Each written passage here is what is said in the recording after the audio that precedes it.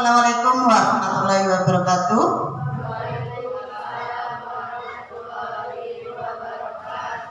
Salam bahagia untuk kita semua. Bapak Ibu sehat? Alhamdulillah sehat. Kita sehat. Pertama-tama marilah kita panjatkan puji syukur kehadirat Allah Subhanahu wa taala sehingga kita dapat berkumpul di ruangan kelas 6 ini dalam keadaan sehat walafiat. Dan tak lupa marilah salawat serta salam selalu kita haturkan kepada Nabi kita, Nabi besar Muhammad Sallallahu Alaihi Wasallam yang selalu kita nantikan syafaatnya di yaumul akhir. Terima kasih kepada Bapak Ibu yang sudah sudi atau berkenan hadir di ruangan ini guna memenuhi undangan kami ya untuk mensosialisasikan budaya positif dimensi menyebarkan pemahaman dan penerapan pengalaman budaya positif. Ya, ini merupakan tugas saya sebagai CGP Angkatan 10 Kabupaten Pulang Pisau. Kita mulai ya Bapak Ibu.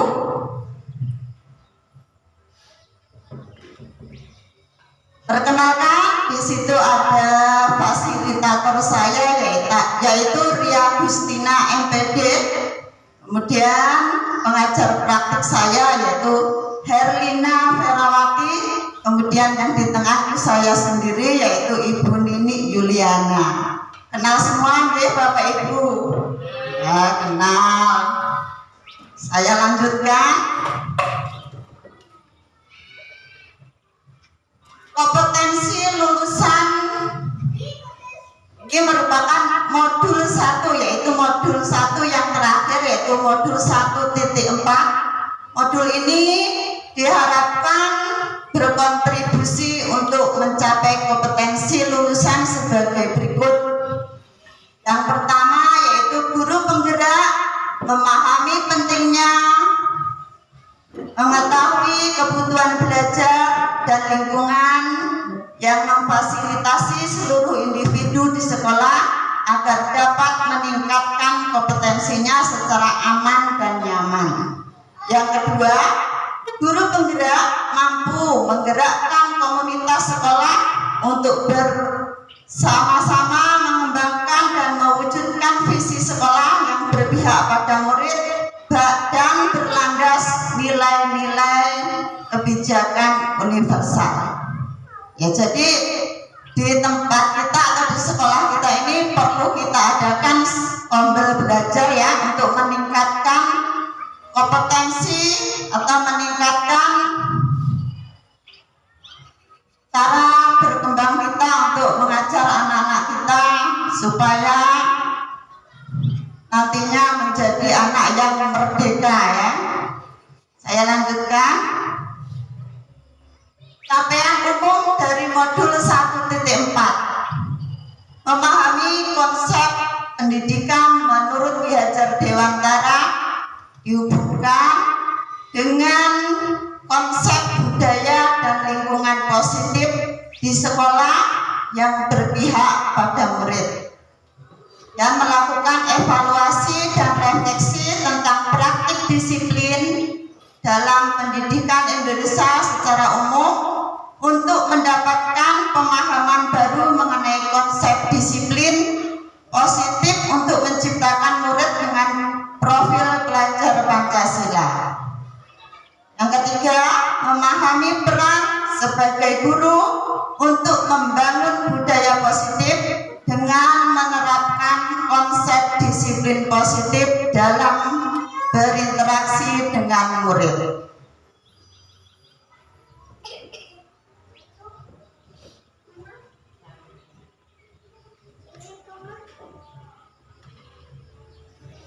Kemudian capaian khusus dari modul 1.4 yaitu mendemonstrasikan pemahaman CGP mengenai konsep budaya positif yang di dalamnya terdapat konsep perubahan paradigma, stimulus, respon, dan teori 3. Teori motivasi perilaku manusia, motivasi internal dan eksternal,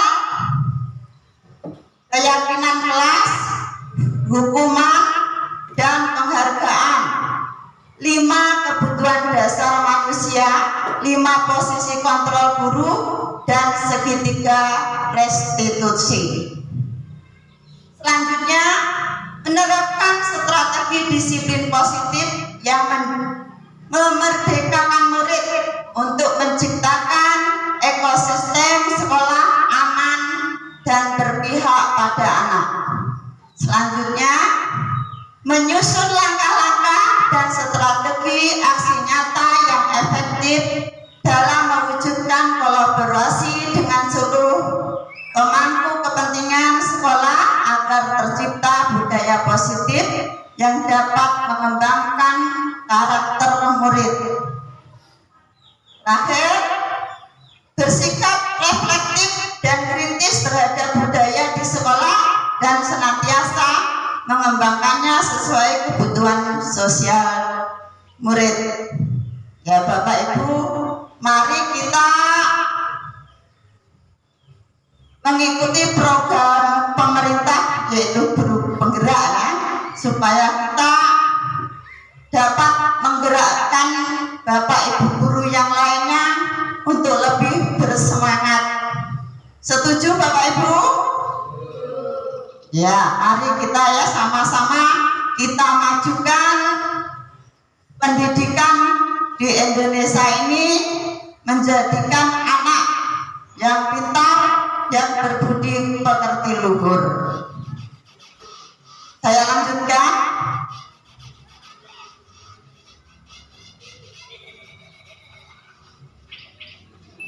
Di sini tahapan merdeka. Ya, di situ M yaitu mulai dari diri. TGP mengamati bagaimana sistem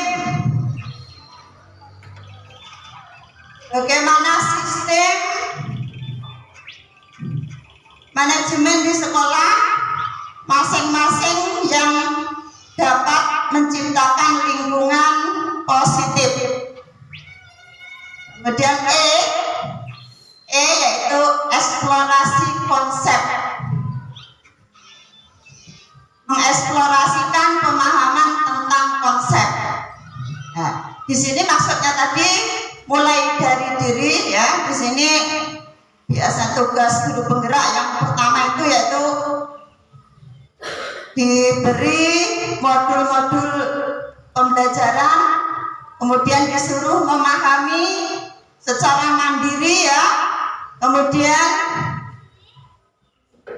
duanya yaitu eksplorasi konsep. Di situ kita tanya jawab dengan temannya melalui LMS yang ada disediakan oleh kementerian. Kemudian yang ketiga yaitu ruang kolaborasi. Ruang kolaborasi mengkondisikan kasus-kasus berkontribusi dan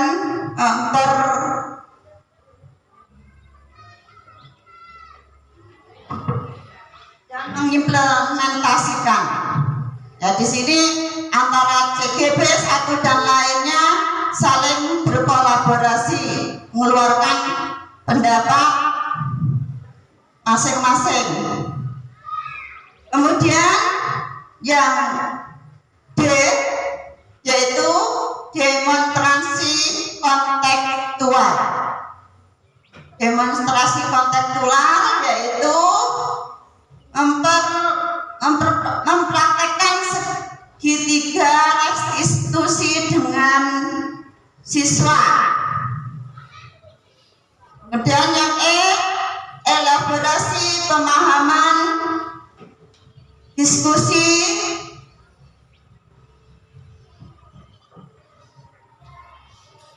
dalam menyimak untuk menguatkan pemahaman bersama instruktur. Ya, jadi pada elaborasi di sini ada instruktur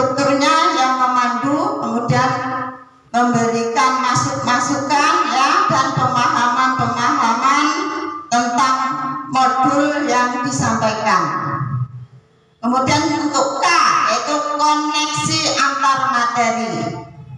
Ya, di dalam koneksi antar materi ini CGP disuruh menyampaikan apa-apa yang sudah dipahami dari modul 1.1, modul 1.2, dari modul 1.3 hingga modul 1.4. Yang terakhir yaitu aksi nyata. Aksi nyata di sini CGP melakukan aksi nyata di sekolah masing-masing atau di dalam forum belajar lainnya atau kombel ya, komunitas belajar, untuk menyampaikan ilmu yang didapatkan atau ilmu yang dipahami kepada murid ataupun kepada Bapak Ibu atau teman sejawat masing-masing CGP.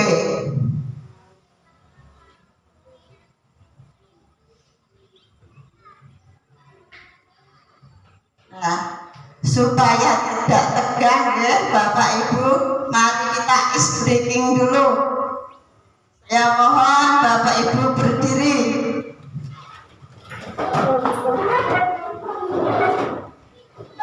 Nanti kalau saya bilang goyang ke kanan, berarti kita seperti ini ya, goyang ke kanan.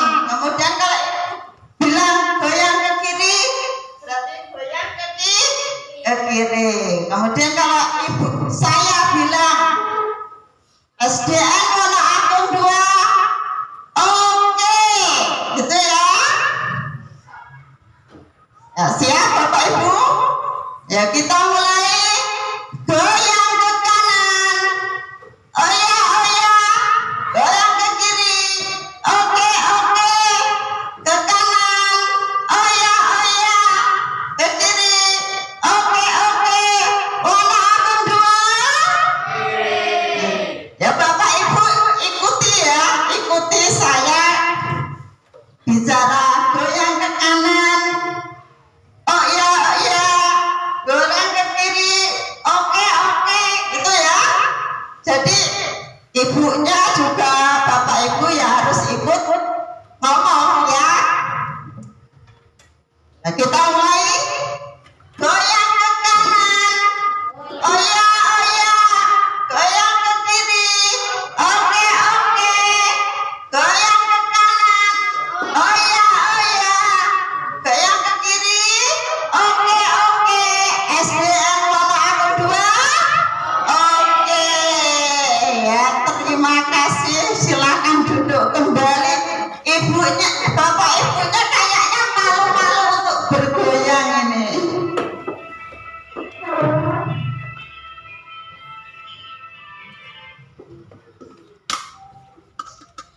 Ya, saya lanjutkan ya untuk menyampaikan pengetahuan yang saya terima. Jadi apakah Anda setuju dengan pernyataan ini? Hukum dapat mendisiplinkan anak. Apakah Bapak Ibu setuju? Bapak Ibu setuju ya? Ya. Kemudian yang kedua, pemberian hukuman dengan hal positif, dengan membaca dan membersihkan halaman sekolah dapat meningkatkan disiplin anak. Setuju. Yang ketiga, memberi penghargaan dapat meningkatkan motivasi belajar anak. Setuju? Nah, nanti bisa kita refleksi ya setelah pemaparan yang saya sampaikan ini selesai.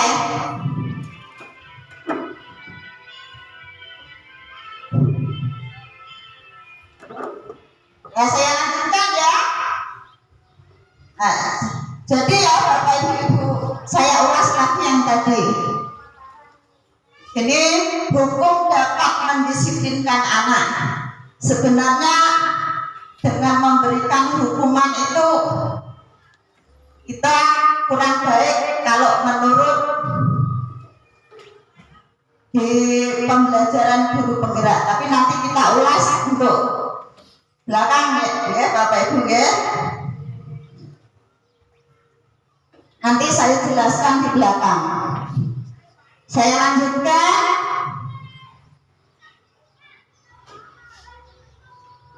Materi diseminasi. Nah, materi untuk saat ini nanti yang pertama yaitu disiplin positif dan nilai-nilai kebajikan universal. Yang kedua yaitu teori motivasi, hukuman dan penghargaan terrestitusi. Kemudian yang ketiga keyakinan kelas. Yang keempat kebutuhan dasar manusia dan dunia berkualitas. Yang kelima restitusi 5 posisi kontrol. Yang keenam restitusi segitiga restitusi. Jadi nanti yang kita bahas ada 6 materi.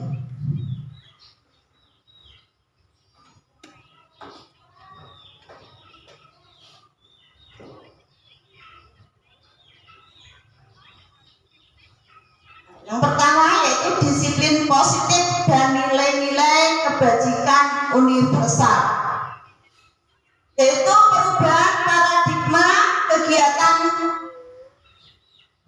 kepalan tangan. Ya, di situ ada A dan B, Anda dan teman Anda. Berarti A itu yaitu Anda, B itu adalah teman Anda. Sobeklah secari kertas kecil, tuliskan benda atau sesuatu yang sangat berharga untuk Anda.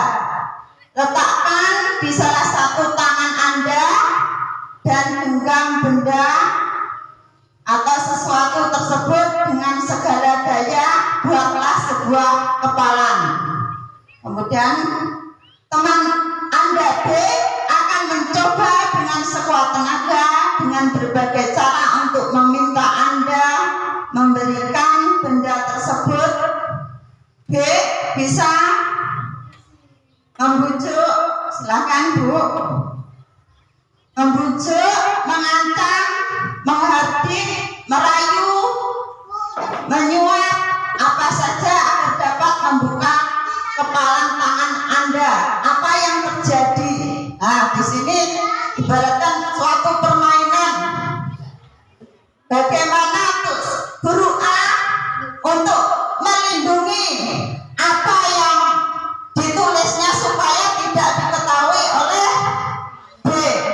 Kemudian B yaitu berusaha dengan cara apapun untuk merebutnya, ya.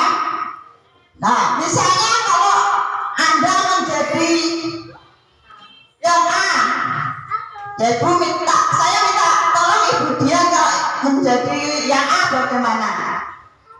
Kalau saya menjadi yang A, saya akan memperkuat kepalan tangan saya. Memperkuat kepalan tangan, ya. Seumpama Bu Ina menjadi yang B, apa yang Anda lakukan untuk merebut kepalan atau tulisan yang ada di guru A atau di guru Budian?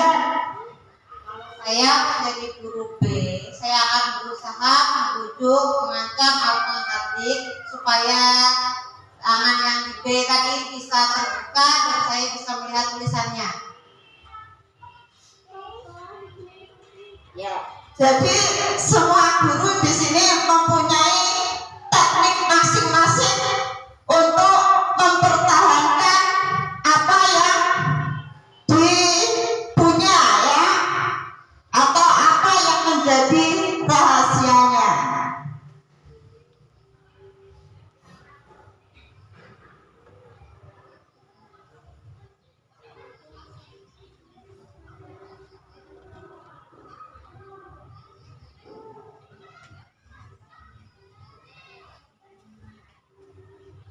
Ya, jadi setiap manusia itu mempunyai trik masing-masing untuk mempertahankan. Kan tidak semua harus diberitahu kepada seluruh temannya ya. Jadi ada hal yang harus dipertahankan. Kemudian lawannya pun harus mempunyai teknik supaya dapat mengambil atau mencari tahu apa yang disembunyikan oleh temannya.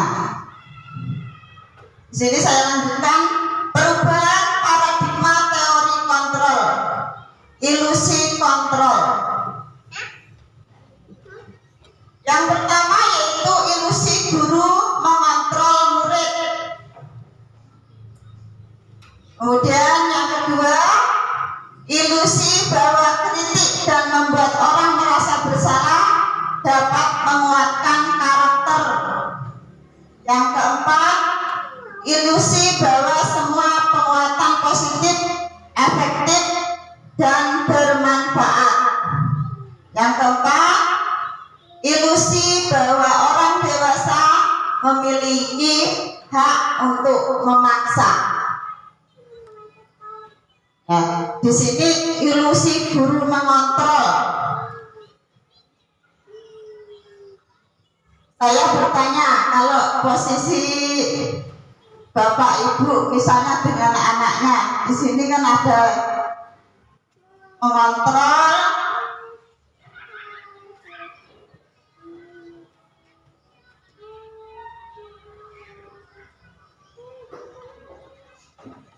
posisi mengontrol di sini Bapak Ibu jadi mengontrol anak-anak didiknya. Apa yang dilakukan anak didiknya itu apakah sudah benar atau belum ya. Jadi posisi mengontrol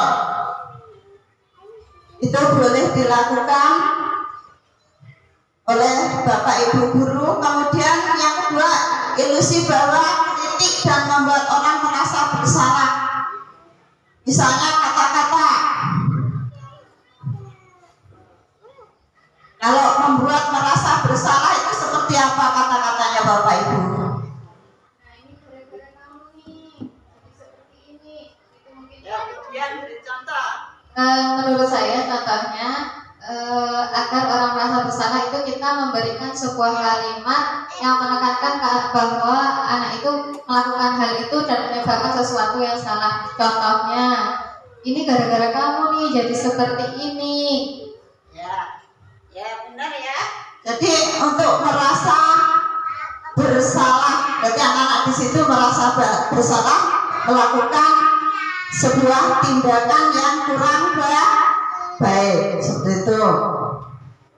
Yang selanjutnya yaitu ilusi bahwa semua pengetahuan positif, efektif, dan bermanfaat.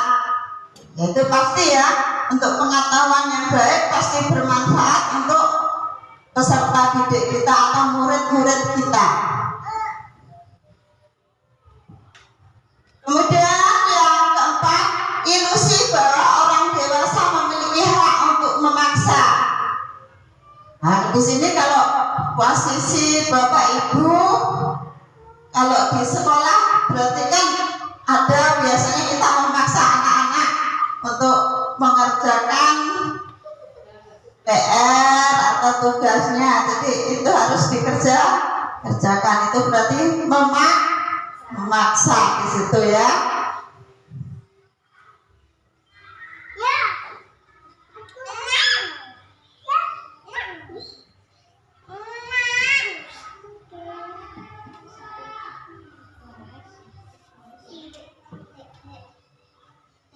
Di situ ada perubahan paradigma stimulus respon teori kontrol. Siapa sesungguhnya yang memiliki kontrol?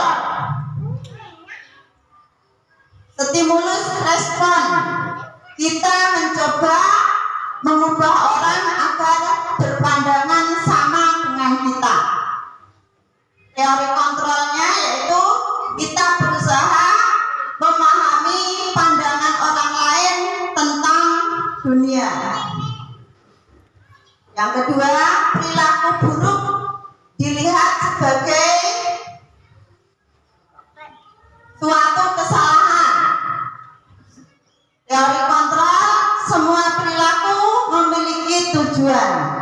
Jadi pasti misalnya anak-anak kita berbuat sesuatu ya, pasti mereka ada tujuannya kenapa dia lakukan. Oh maksudnya ya. Kemudian orang lain bisa mengontrol saya.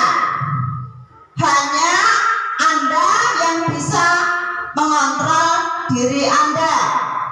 Terus stimulus respon, orang lain bisa mengontrol saya. Hanya Anda yang bisa mengontrol diri Anda. Jadi di situ maksudnya teori kontrolnya hanya Anda yang bisa mengontrol diri Anda. Jadi misalnya kita mau berbuat disiplin, itu harus datangnya dari kita sendiri, bukan dari orang lain. Seperti anak-anak, supaya mereka berbuat disiplin, menaati aturan, itu datangnya harus dari dirinya siswa sendiri, bukan dari paksaan dari gurunya, dari kepala sekolahnya, ataupun dari siswa yang lain. Jadi harus muncul dari dirinya sendiri. Yang keempat, saya bisa mengontrol orang lain. Anda tidak bisa mengontrol orang lain. Maksudnya di sini Anda tidak bisa mengontrol orang lain. Walaupun kita menyuruh orang lain ya, misalnya berbuat disiplin, tetapi kalau dari diri orang itu sendiri atau dari anak-anak sendiri tidak bisa disiplin, dengan datang dengan hatinya sendiri, pasti dia tidak akan melaksanakan kedisiplinan tersebut.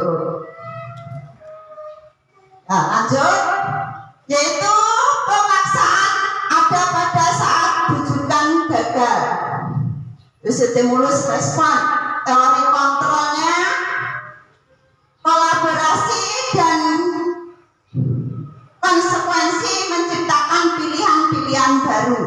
Nah, di sini misalnya anak-anak kita berbuat salah, kita harus berkolaborasi dengan anak-anak atau berdiskusi ya dengan anak-anak kita, kenapa mereka ini berbuat suatu kesalahan.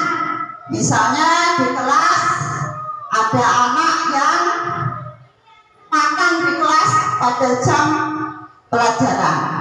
Jadi guru di situ harus berkolaborasi dengan anak tersebut, dipanggil ya dengan menyendiri ya, misalnya dengan bapak dan ibu sendiri, jangan ada teman yang lain. Kemudian ditanyakan kenapa kok tadi bisa makan di kelas pada saat belajar. Ditanya apa penyebabnya. Kemudian di dalam kelas itu harus kita buat kesepakatan kelas antara bapak dan ibu. Kemudian kita buat konsekuensinya jika dilanggar. Lanjutnya, model berpikir menang kalah ya. Kemudian model berpikir menang-menang. Berarti di sini model berpikir menang-menang berarti harus selalu menang. Jadi harus berusaha untuk benar. Jangan sampai kita berbuat kesalahan.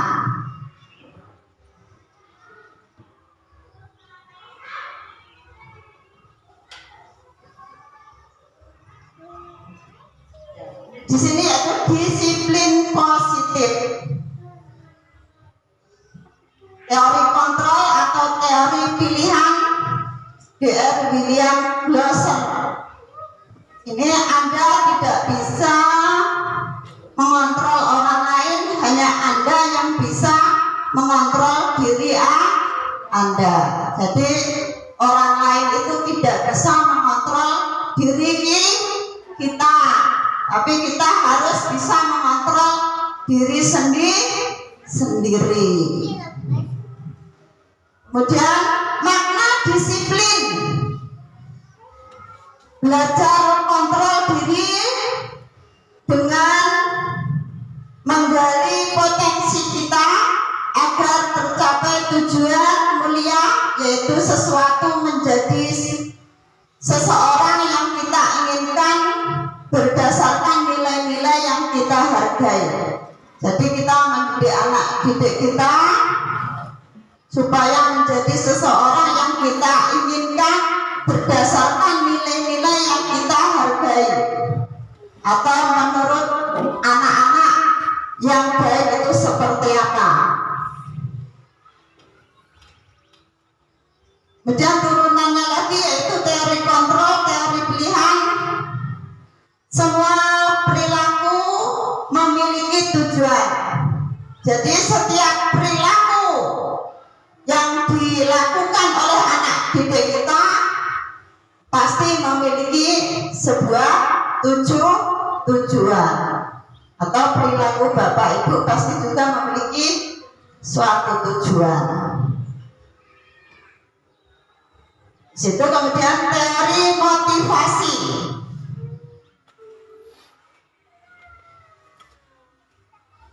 Nah, teori motivasi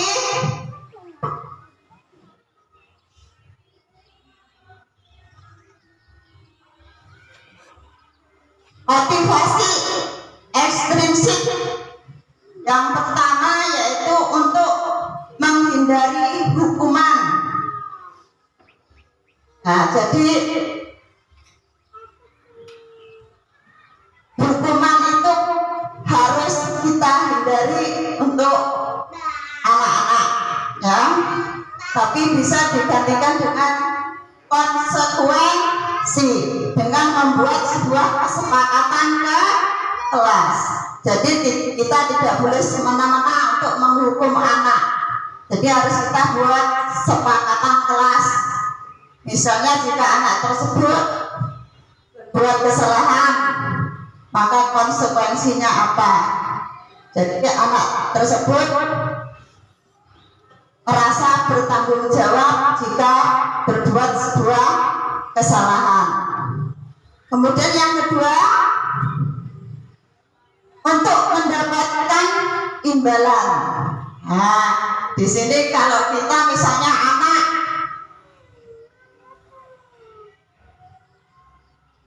mendapatkan atau melakukan sesuatu yang baik, kemudian kita berikan imbalan, itu sebenarnya kurang baik untuk anak-anak, ya.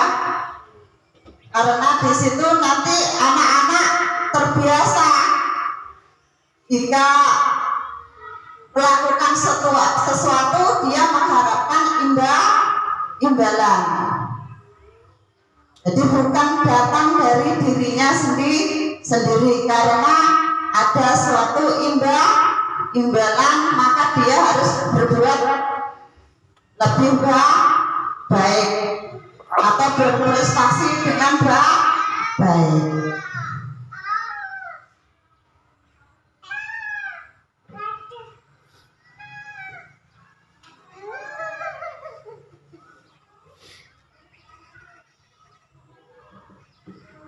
Nah, di sini saya lanjutkan.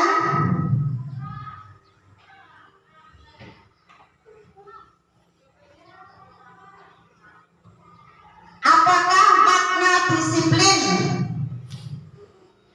Berasal dari bahasa Latin disiplin, yang artinya belajar.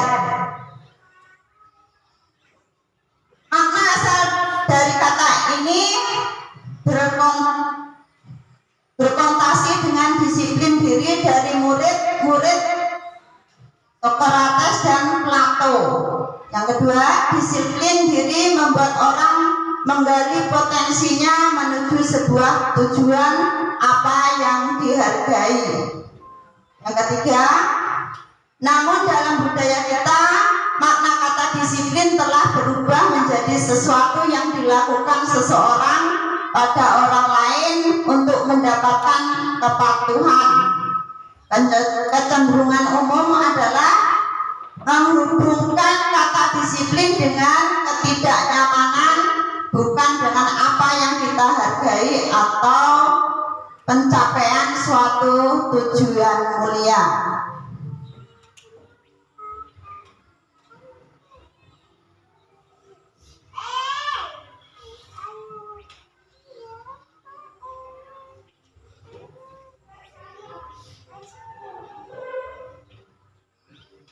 Nilai-nilai kebajikan adalah sifat-sifat positif manusia yang merupakan tujuan mulia yang ingin dicapai setiap individu. Nilai-nilai tersebut bersifat universal dan lintas bahasa, suku bangsa, agama maupun latar belakang. Setiap perilaku atau perbuatan memiliki suatu tujuan. Dr. William Glasser pada teori kontrol 1984 dengan mengaitkan nilai-nilai kebajikan yang diyakini seseorang, maka motivasi intrinsiknya akan terbangun sehingga menggerakkan motivasi dari dalam untuk dapat mencapai tujuan mulia yang diinginkan. Negos 1998, nilai-nilai kebajikan yang ingin dicapai oleh setiap anak Indonesia kita kenal dengan profil pelajar Pancasila. Jadi nilai intrinsik tersebut yaitu nilai yang datang dari dirinya sendiri, bukan dari orang lain. Jadi nilai yang muncul dari dirinya sendiri itu disebut nilai intrinsik.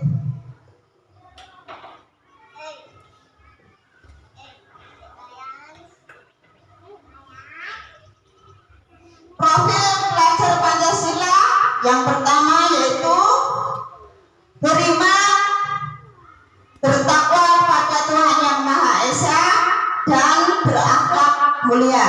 Jadi diharapkan anak didik kita nanti memiliki iman, memiliki keimanan berdasarkan agama yang dianutnya, bertakwa kepada Tuhan Yang Maha Esa, dan berakhlak mulia. Jadi harus anak-anak kita nanti memiliki akhlak yang baik, baik di sekolah, di masyarakat, dimanapun berada harus memiliki akhlak yang baik. Kemudian mandiri. Mandiri pasti Bapak Ibu paham ya tentang mandiri. Berarti bisa berdiri sendiri. Kemudian bernalar kritis,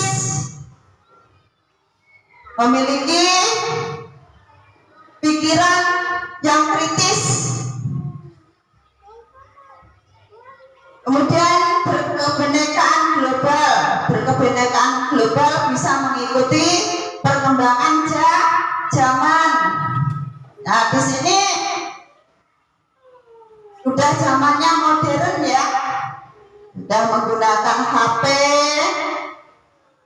alat-alat teknologi untuk belajar.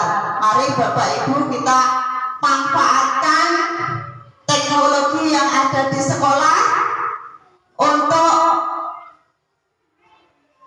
membangun proses belajar kita supaya anak-anak bisa mengikuti perkembangan teknologi. Jadi bisa kita buat video-video pembelajaran yang menarik, kemudian kita tayangkan untuk peserta didik kita supaya pembelajaran kita tidak monoton, ya, tidak hanya kita berceramah saja, Jadi kita kembangkan model-model pembelajaran yang lainnya menggunakan bermacam-macam teknologi yang sudah berkembang pada saat ini. Kemudian bergotong royong. Nah, kita biasakan bergotong royong ya kepada anak-anak maupun pada bapak ibu. Jadi kemajuan sekolah ini tidak hanya kepala sekolahnya saja yang membuat maju ya, tapi harus gotong royong berkolaborasi dengan warga yang ada di sekolah. Warga yang ada di sekolah, kalau di tempat kita di SDN Wonoagung 2 hanya ada kepala sekolah, dewan guru dan anak-anak, kemudian komite sekolah. Yang selanjutnya kreatif. Ya, jadi anak-anak juga harus memiliki kreatif, bisa mengembangkan bakatnya atau minatnya masing-masing yang mereka miliki. Kreatif membuat sesuatu, memunculkan ide-ide ya di situ.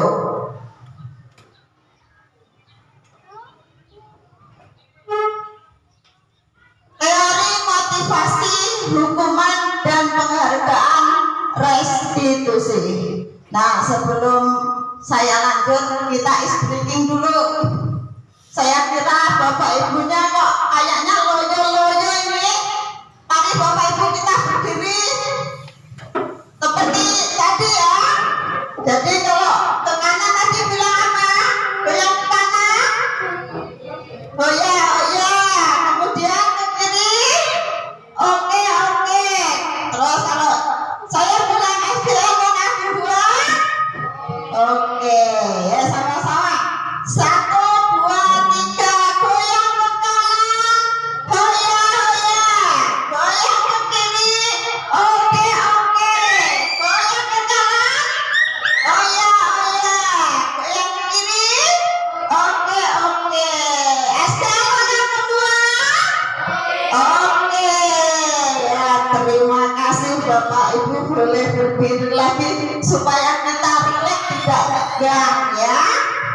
Ya, saya lanjutkan, silahkan duduk. Teori motivasi, hukuman dan penghargaan restitusi.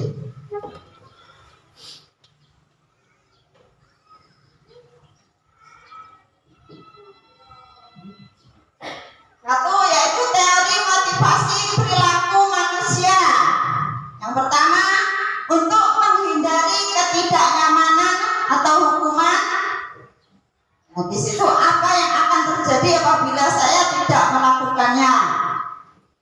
Nah, di sini adalah motivasi eksternal. Di situ berarti datangnya dari orang lain.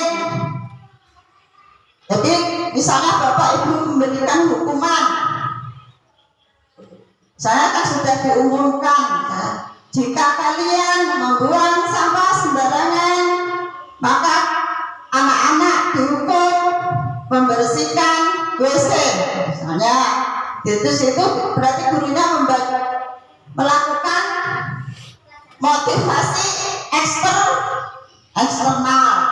Itu datangnya dari orang lain. Siswa melakukan membersihkan WC karena dorongan atau karena hukuman dari guru. Kemudian yang kedua, untuk mendapatkan imbalan dari orang lain atau institusi. Apa yang akan saya dapatkan apabila saya melakukannya? Nah, di sini motivasi eksternal ya. Jadi misalnya Bapak Ibu, jika nanti kalian mendapat nilai 100, Ibu akan memberikan hadiah uang 10.000. Ya, jadi di situ anak-anak pasti akan berlomba-lomba untuk mengerjakan dengan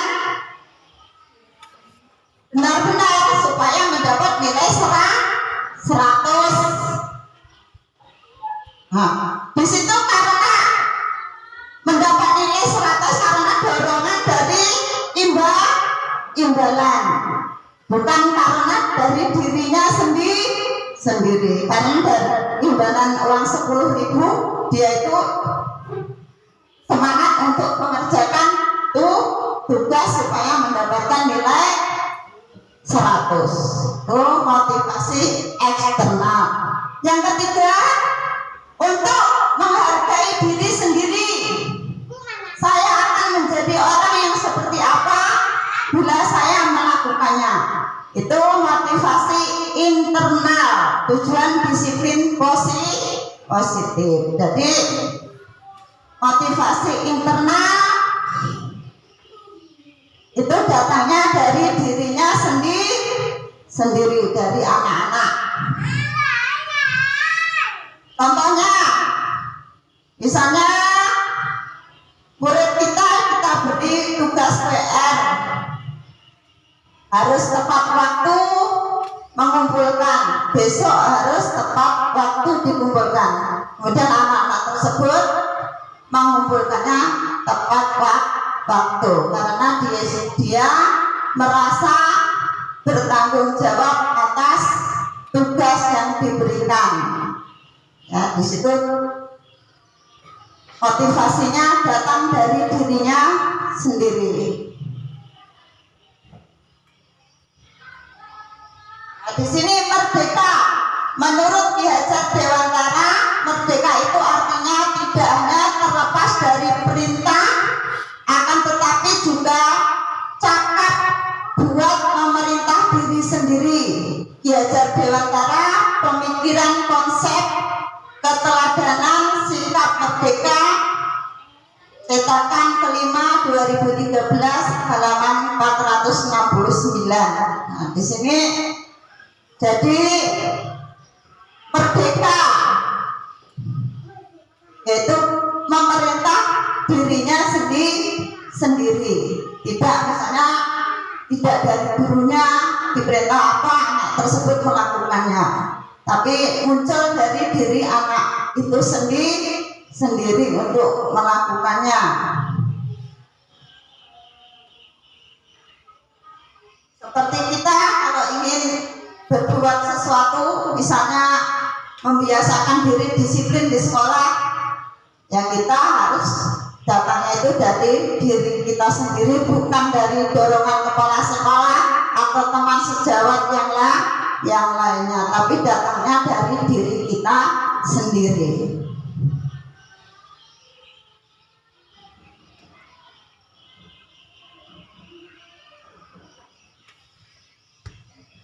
Perbedaan hukuman dan konsekuensi.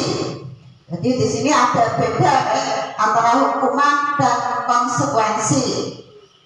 Hukuman sesuatu yang menyakitkan harus terjadi. Dan kalau konsekuensi sesuatu harus terjadi. Nah, jadi kalau kita memberikan hukuman pada anak-anak, kita pasti anak-anak itu merasa menyakitkan. Beda dengan konsekuensi, karena kalau konsekuensi kan sudah ada kesepakatan antara guru dan murid.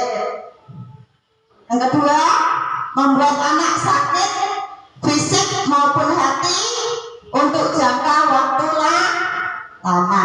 Itu pasti kalau anak-anak kita hukum di sekolah atau di kelas, sampai kapanpun pasti ingat, ya, pasti ingat.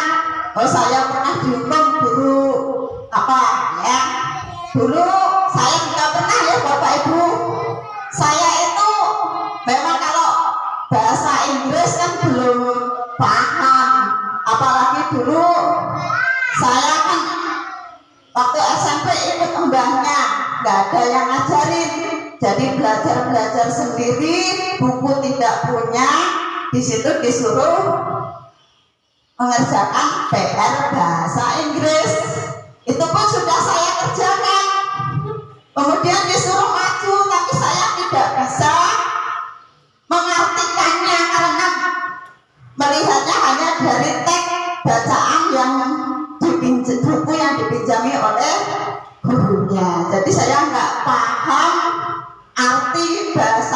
tersebut. Jadi saya di situ dihukum di depan kelas, suruh berdiri, tapi tidak hanya saya sendiri, tapi dengan teman-teman yang lain. Jadi sampai kapanpun pasti ingat kalau kita memberikan hukuman kepada siswa. Yang kedua, membuat anak merasa tidak, ini untuk konsekuensi ya, membuat anak merasa tidak nyaman dalam jangka waktu pendek. Kalau konsekuensi, karena sudah sepakat maka dia tidak nyamannya pada saat itu saja, mungkin nggak diingat-ingat untuk selanjutnya. Yang ketiga, anak membenci kedisiplinan.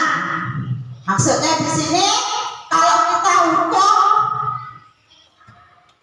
anak itu pasti tidak selamanya akan disiplin. Kalau konsekuensi, anak menghargai disiplin. Jadi kalau anak berbuat salah, ada kesepakatan kelas membuat konsekuensi, pasti dia nanti bertanggung jawab akan melaksanakan konsekuensinya. Dia melanggar apa, konsekuensinya apa, pasti dia akan melakukannya. Yang ketiga, paksaan. Nanti kalau hukuman itu sifatnya paksaan harus dilakukan. Kemudian konsekuensi, stimulus atau tanggapan. Yang keempat, mendorong anak menyakiti diri sendiri. Kalau konsekuensi, mendorong anak agar mudah menyesuaikan diri. Selanjutnya, anak belajar untuk menyembunyikan kesalahan. Anak belajar untuk mematuhi peraturan. Kira Bapak Ibu paham ya untuk ini.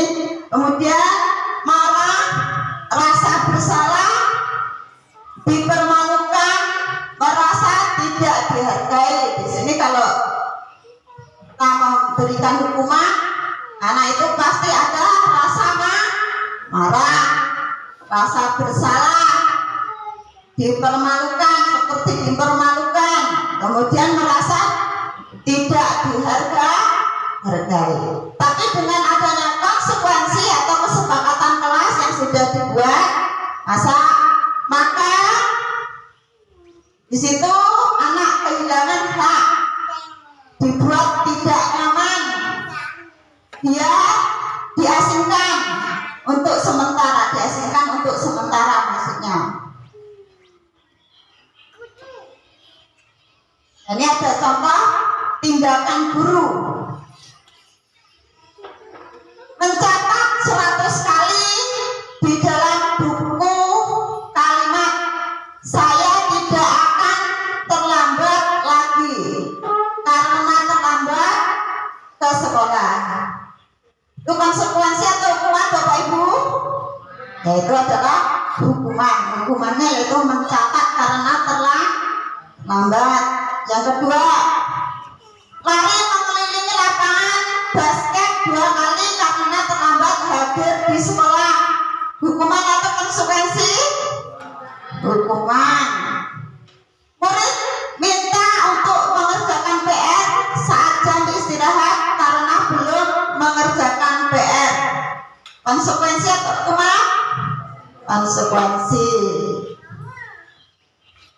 Menggantikan kertas tugas teman yang telah dicoret-coret merupakan apa Bapak Ibu?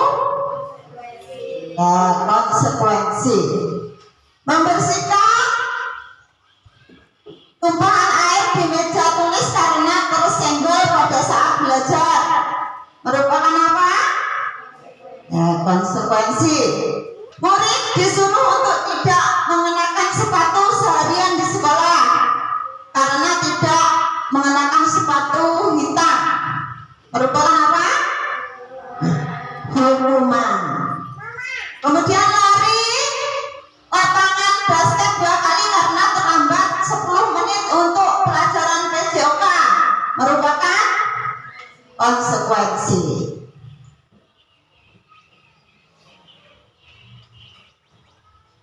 Di sini dihukum penghargaan. Saat kita berulang kali memanjakan atau menjanjikan hadiah kepada anak-anak agar berperilaku bertanggung jawab, atau kepada seorang murid agar mempelajari sesuatu yang baru, atau kepada seorang karyawan agar melakukan pekerjaan yang berkualitas, kita sedang berasumsi mereka tidak dapat melakukannya atau mereka tidak akan memilih untuk melakukannya. Al-Fiqh.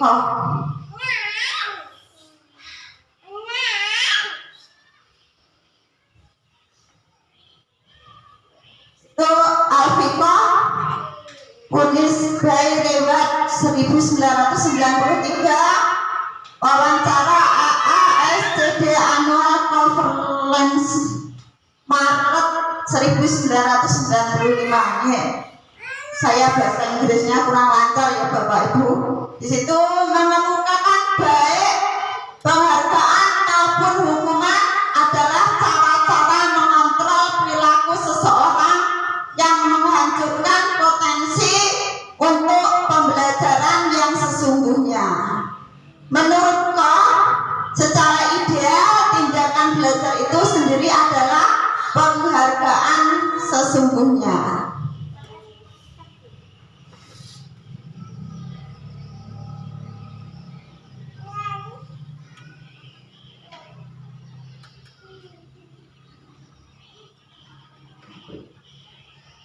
Penghargaan menurunkan kualitas, penghargaan mematikan kreativitas, penghargaan mengurangi motivasi intrinsik. Jadi di situ maksudnya mengurangi kualitas, karena anak-anak mau berbuat baik jika ada suatu penghargaan. Mematikan kreativitas. Jadi di situ jika ada penghargaan, anak-anak mau berkreatif, tidak datang dari dirinya sendiri karena adanya suatu penghargaan. Penghargaan mengurangi motivasi intrinsik.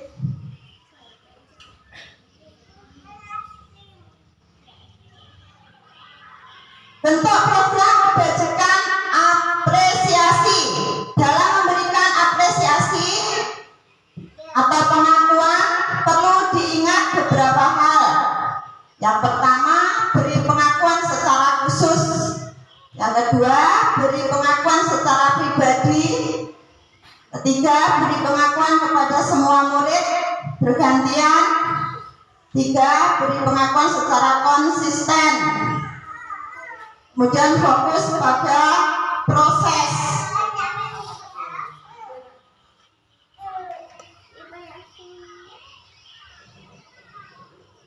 Sini contoh pengakuan atau apresiasi kebajikan. Kemarin saya perhatikan nilai kebajikan, rasa empati besar sekali ya. Situasi pada saat menolong murid baru di kelas kita. Kemudian saya menghargai kepedulianmu. Kayak di situ.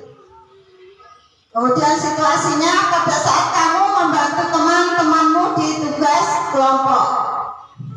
Hanya peduli jika ada teman pada saat bekerja kelompok situasinya. Kemudian terima kasih untuk pembukanya, nilai kebajikan, rasa tanggung jawab. Situasi pada saat kamu memungut kertas yang berserakan di lantai. Restitusi, apa itu restitusi? Restitusi adalah proses menciptakan kondisi bagi murid untuk memperbaiki kesalahan mereka sehingga mereka bisa kembali pada kelompok mereka dengan karakter yang lebih kuat. Restitusi juga merupakan proses kolaboratif yang mengajarkan murid untuk mencari solusi untuk masalah mereka dan membantu murid berpikir tentang orang seperti apa yang mereka ingin menjadi atau tujuan mulia dan bagaimana mereka harus memperlakukan orang lain. Gosen 2004. 9 ciri restitusi. 1. Bukan untuk menebus kesalahan, namun untuk belajar dari kesalahan. Yang kedua, memperbaiki hubungan. Yang ketiga, tawaran bukan paksaan. Yang keempat, restitusi menuntut untuk melihat ke dalam diri. Kelima, restitusi mencari kebutuhan dasar yang mendasari tindakan. Yang keenam, restitusi diri adalah cara yang paling baik. Yang ketujuh, restitusi fokus pada karakter bukan tindakan. 8. Restitusi fokus pada solusi. 9. Restitusi mengembalikan murid yang berbuat salah pada kelompoknya. Kemudian keyakinan kelas. Mengapa tidak peraturan saja? Mengapa harus keyakinan kelas? Itu mengapa kita memiliki peraturan harus menggunakan helm mengendari kendaraan roda 2. Sini mengapa kita memiliki peraturan 3M, menggunakan masker, mencuci tangan dan menjaga jarak meter. Ya, mengapa kita memiliki peraturan harus datang tepat waktu pada saat mengikuti pelatihan. Mengapa kita memiliki peraturan harus membuang sampah pada tempatnya. Di situ untuk mendukung motivasi intrinsik, kembali ke nilai-nilai atau keyakinan-keyakinan lebih menggerakkan seseorang dibandingkan mengikuti serangkaian peraturan-peraturan. Nah, di sini budaya positif, lingkungan positif, keyakinan kelas, peraturan kelas. Nah, ini contoh kesepakatan kelas. Yang pertama, kami guru dan murid yang saling menyayangi. B. Kami murid yang semangat belajar. C. Kami murid yang peduli dengan teman-teman. Ini contoh kesepakatan kelas.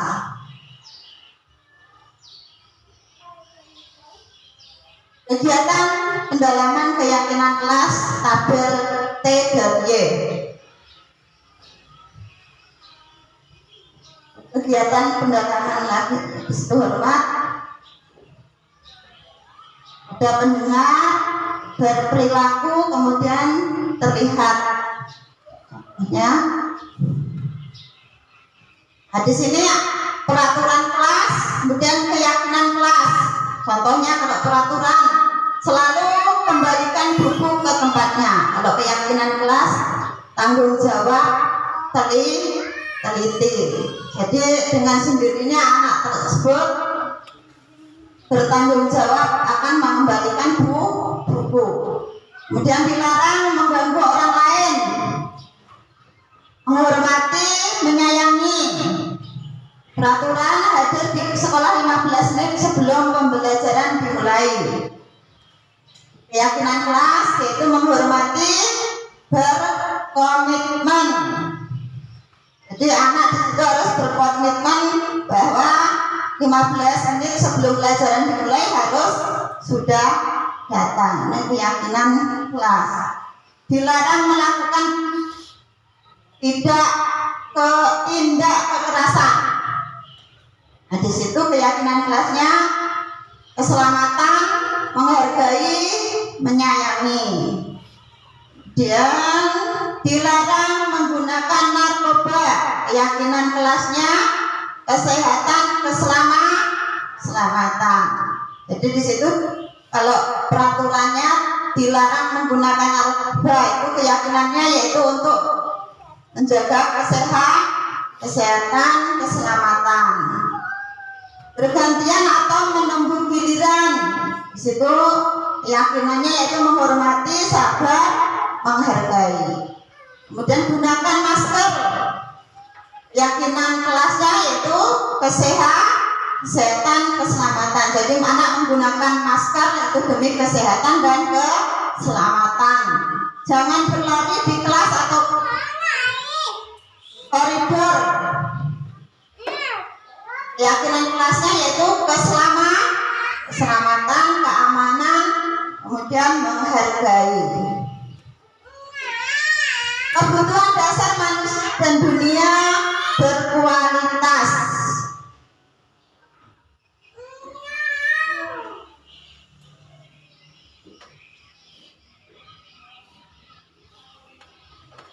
Kebutuhan dasar manusia yaitu kasih sayang dan rasa diterima, kesenangan, penguasaan, kebebasan, kemudian bertahan hidup.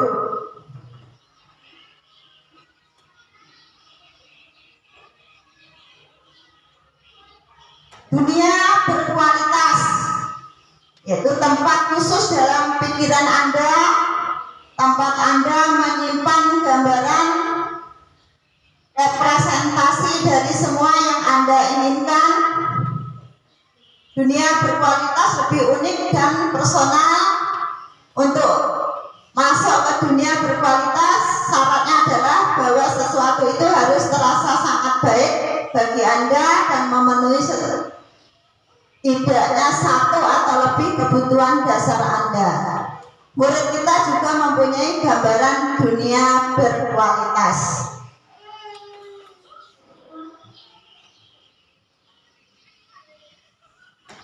Lima posisi kontrol.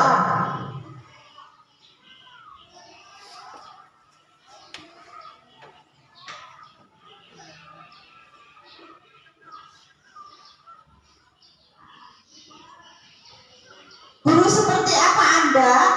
Di sini posisi kontrol itu ada 5, yaitu penghukum, pembuat orang merasa bersalah, teman, pemantau, manajer. Nah, kalau menurut Bapak Ibu Bu Siti, posisi Anda sebagai guru di Wong Agung ini sebagai apa kalau menurut 5 posisi kontrol?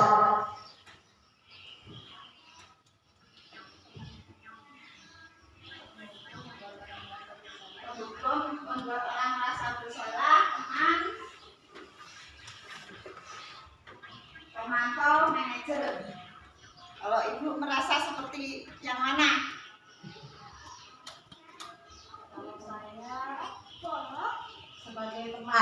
Sebagai teman, ya, merasa Bu Siti merasa sebagai teman.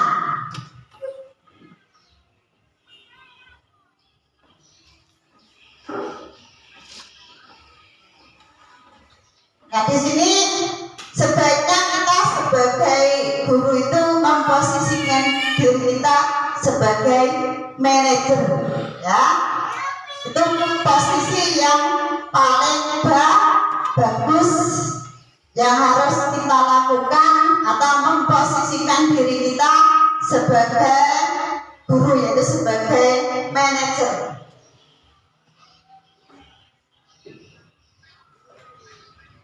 Nah, di sini pernyataan yang menyatakan sebagai hukuman, teman dan sebagainya. Di sini contohnya, saya kecewa sekali dengan kamu. Siapa yang mengatakan itu membuat orang merasa bersalah. Kemudian kamu tidak pernah benar melakukannya. Itu penghukum. Ayolah lakukan demi ibu bapak. Itu teman. Apakah kamu mau mendapatkan stiker bintang hari ini? Itu pemantau. Bagaimana kamu bisa menyelesaikan masalah ini? Itu sebagai manajer. Kamu selalu yang paling terakhir. Itu penghukum. Ketiga, restitusi. Ketiga, restitusi itu pertama validasi kebutuhan, menstabilkan identitas, kemudian menanyakan keyakinan. Jadi ini tidak harus urutannya seperti tadi, boleh menstabilkan identitas dulu, boleh menanyakan keyakinan, boleh validasi kebutuhan. Di sini menstabilkan identitas, yaitu untuk membuat anak yang merasa gagal karena perbuatan salah menjadi positif terhadap dirinya. Guru berkata, berbuat salah itu hal yang manusiawi, tidak ada manusia yang sempurna. Bapak Ibu juga berbuat salah, kita pasti bisa menyelesaikan permasalahan ini. Contoh kata-katanya ya, Bapak Ibu tidak tertarik untuk mencari tahu siapa yang bersalah, siapa yang salah. Ini kalau misalnya anak-anak kita berbuat kesalahan, kata-kata yang dilakukan sebagai tindakan menstabilkan identitas. Kemudian validasi kebutuhan. Maksud ini untuk membantu siswa mengenali basic need ya, atau kebutuhan yang ingin dipenuhinya ketika melakukan kesalahan itu. Pada dasarnya setiap tindakan manusia tujuannya adalah untuk memenuhi basic need, apakah itu power, freedom, love, dan blowing ya, love and blowing.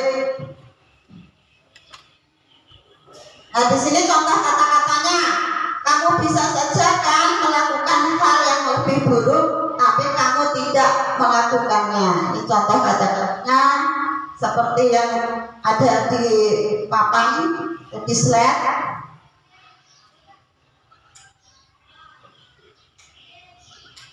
Yang ketiga, menanyakan keyakinan. Anak melihat kesalahannya dihubungkan dengan norma sosial dan nilai-nilai yang mendasari manusia berinteraksi dengan orang lain. Contoh kata-katanya, guru berkata, apa nilai yang kita percaya di kelas atau sekolah kita?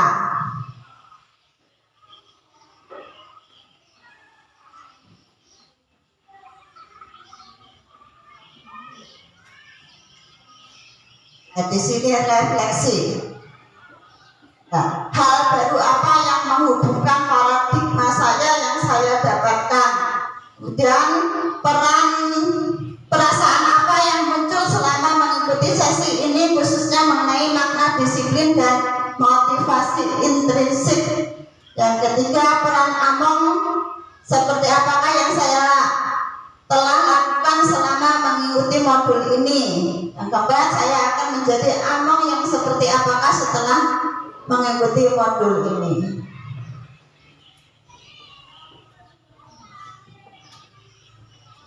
Nanti contohnya refleksi saya ya, hal baru apa yang mengubah paradigma saya yang saya dapatkan. Saya menjadi sadar selama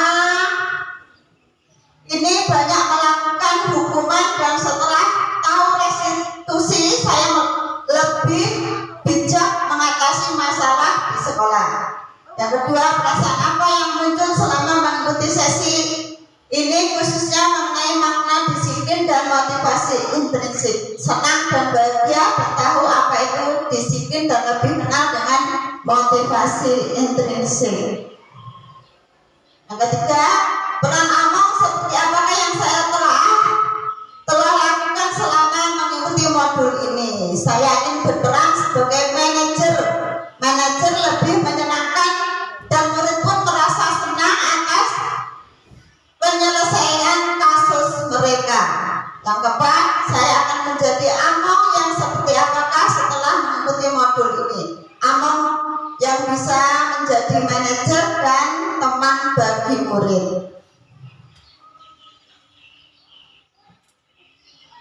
Nah, terima kasih.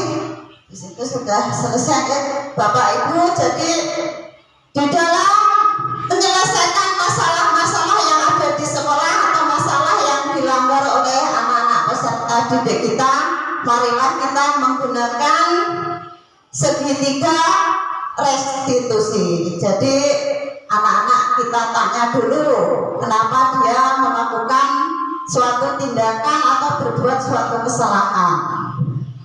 Kemudian kita beri penguatan, ya. Misalnya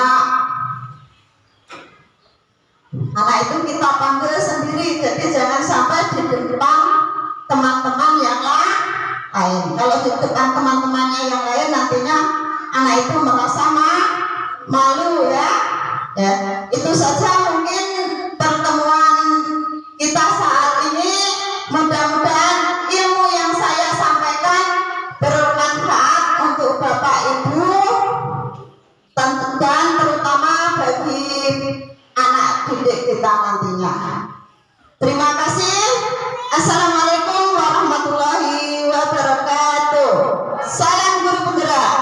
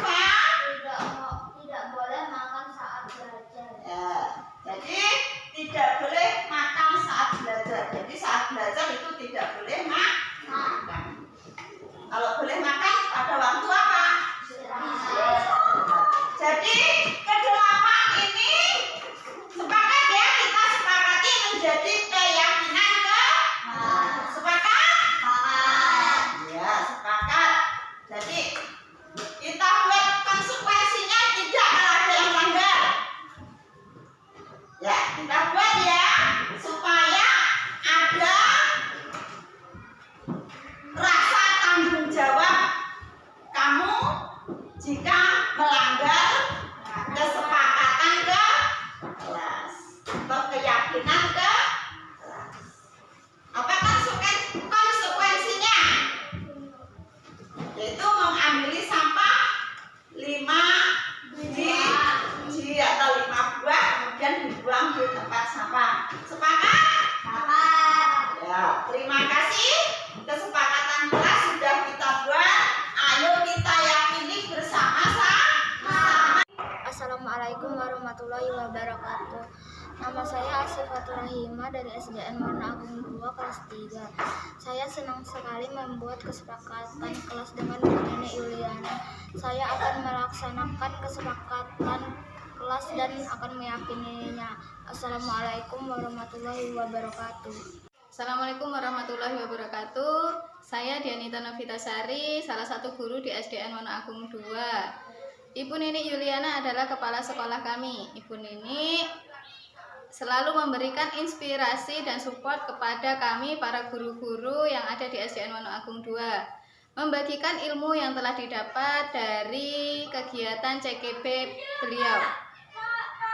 Hal itu membuat saya dan teman-teman dapat menerapkan disiplin positif serta kesepakatan kelas yang telah dipaparkan oleh Ibu Nini yang dalam kegiatan sebelumnya.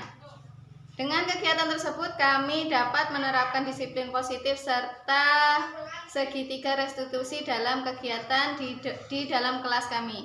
Terima kasih Bu Nini Yuliana atas inspirasi dan supportnya kepada kami. Wassalamualaikum warahmatullahi wabarakatuh. Assalamualaikum warahmatullahi wabarakatuh. Nama saya Bobby, saya guru dari SDN Warna Agung 2. Bu Nini Yuliana adalah kepala sekolah di sekolah SDN Warna Agung 2. Terima kasih Bu Nini Yuliana telah menginspirasi dan memberikan ilmunya kepada kami tentang budaya positif yang akan saya terapkan di kelas dan menyelesaikan masalah dengan menggunakan segitiga restitusi. Sukses untuk Bu Nini Yuliana. Wassalamualaikum warahmatullahi wabarakatuh.